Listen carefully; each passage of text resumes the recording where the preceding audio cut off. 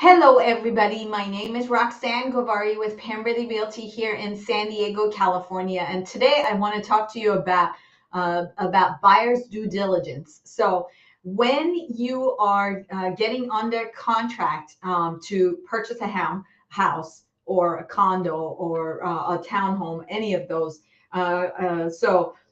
First of all, congratulations for actually choosing to become a proud homeowner.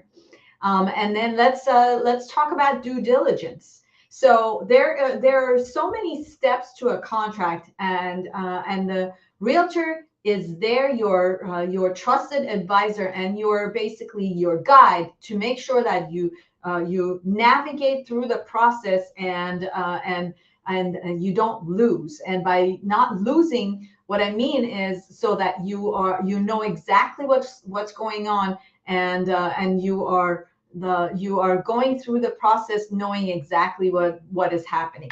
And so let's talk about some of the stuff that may come in and that you may need a realtor's advice. For example, when you get under contract, you have to put a initial deposit, and what I'm talking about is for the state of California. Of course, every state does their procedures differently. In the state of California, you put an initial deposit down, and it's usually between 1% and 3% of purchase price, and that deposit then stays with an escrow company for a certain period of time until you actually close on the transaction and become the new homeowner. And there are certain periods of performance according to the contract that you as the buyer are responsible for performing. And in that process, the realtor is basically helping you and making sure that you go through the process safely. For example, physical inspection.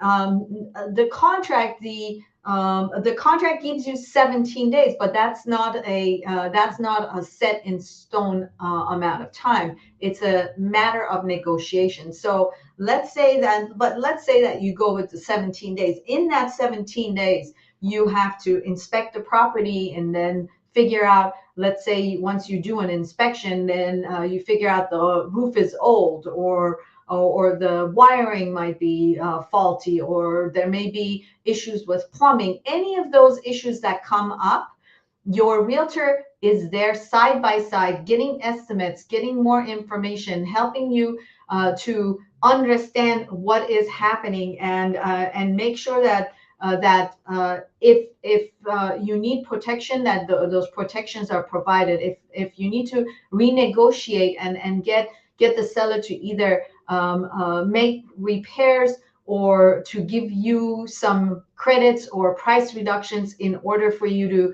to get a better deal and know what you're getting into, then the realtor is there to negotiate all of that for you.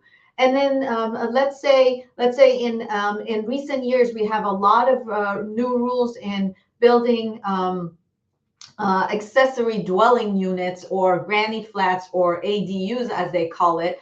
And what if the seller decided they're just going to build an ADU without getting permits? Well, the realtor is there to basically help you navigate through that process, figure out if their permits were filed, if the construction was done in a correct workmanship manner, and some other issues that may come up, and you need to make sure you protect yourself. There are also disclosures that have to go with the house. You've got to make sure that the seller gives you all the necessary information for you to know. For example, a couple of years ago, I actually had heard about an incident where the property got closed, and then the neighbor showed up and asked the buyer, "Oh, hi, welcome to the neighborhood. Congratulations. Did you know that so and so committed suicide in the shower in this house?" And so in a case like that, those are important disclosures. And when you're working with a realtor, the realtor makes sure that everything is being disclosed, and you know everything about the property. Now, some of the disclosures come from the seller, but not everything. You also need to get a natural hazard zone disclosure to find out the nuances with the area. Is the area in a flood zone? Is the area in an earthquake zone? Is the area in a fire zone? How much will the supplemental taxes be for the property that you're purchasing? Is there Melrose in the area, and does it affect the house?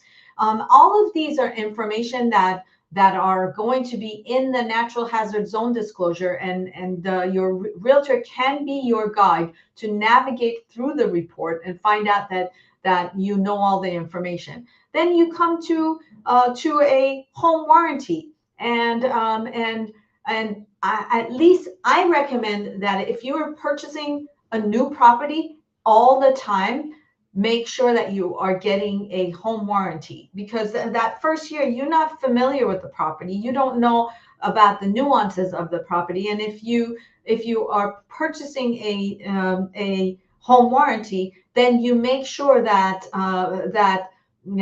first year, if something goes wrong, that you have some protection, you have an insurance, and that way you can protect yourself more about against anything that come up with the property. Like, for example, plumbing and HVAC repairs, or electrical repairs, water heater goes out, or the roof leaks, or appliances give out, or anything of that sort. If you have a home warranty that you have purchased, or the seller has purchased for you, again, an item of negotiation that your realtor can help you throughout the process.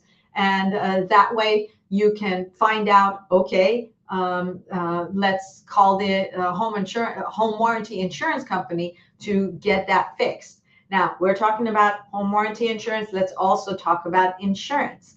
Insurance is different than the home warranty insurance. When you are purchasing a property, you also need to secure insurance for the property. And if you're getting a loan, then your lender requires you to have insurance for the place.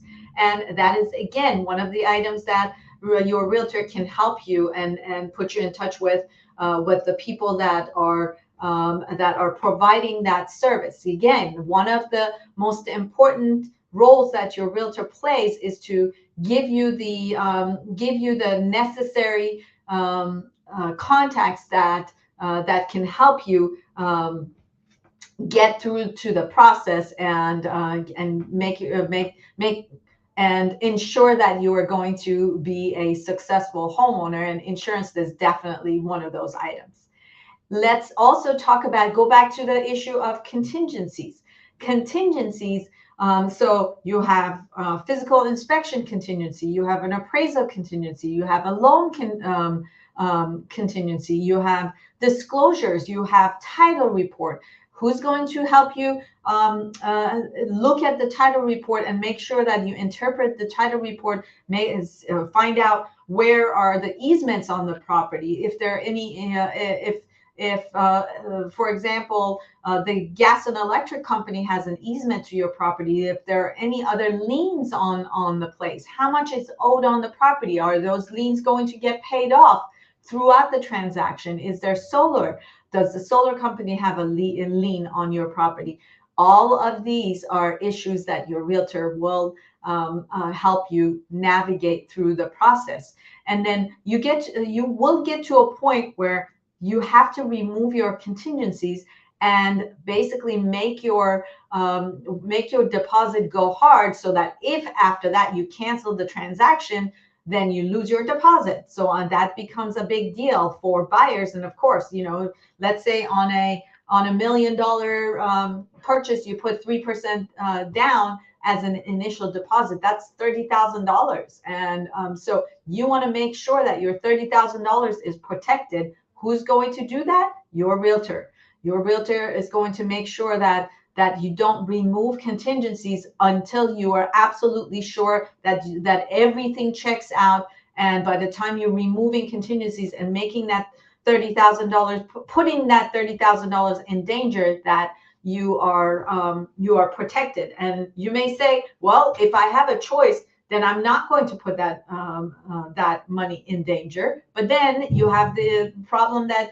you're not abiding by the contract, and the seller can cancel on you, and then you lose the house. So in that case, then again, it's your realtor that comes to your rescue and makes sure that your deposit is protected, and also the house that you're buying is protected.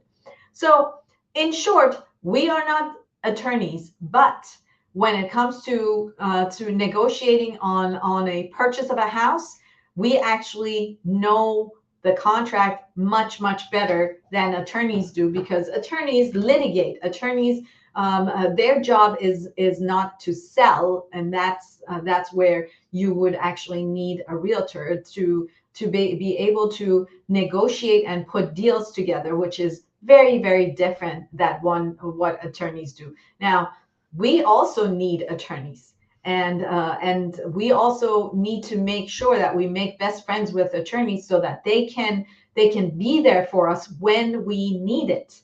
But in the just process of sale, that's all on the attorneys. That's all on the realtors, and so the attorneys and realtors work hand in hand, but you cannot do one without the other. They're both necessary in order to complete a successful transaction. Well, that's the long and short of it. And thank you so much for joining me today to basically go over the life of a transaction and the value that your realtor offers you. And of course, these days we are going through a dispute and an entire nationwide lawsuit regarding compensation. We'll see how things will play out, but I just wanted to give you a small glimpse on what is it that we do, so that if you're thinking of buying or selling properties, you understand the value that we provide, and why we are out there on the field protecting the interest of our buyers and sellers, and making sure that they navigate through this process safely, securely, and as easily as possible for them. So if you are watching this on YouTube, I really appreciate it if you give me a thumbs up and subscribe to my channel, so that you have a chance to see the next videos that I put up. And as you know, I'm practicing real estate in San Diego, but I have my boots on the ground all over the country. So if you're thinking of buying or selling anywhere else in the US, I am happy to be your source of information. So please give me a call. And on that note, there is my phone number. I'm happy to hear from you anytime, or if you want to reach out to me on my website, there's my number, there's my email address, there's my Instagram account. I like to hang out on Instagram as well. Or if you're on Facebook, please reach out to me on Facebook. I'm always happy to connect with you. And make yourself a great day. And thank you so much for watching.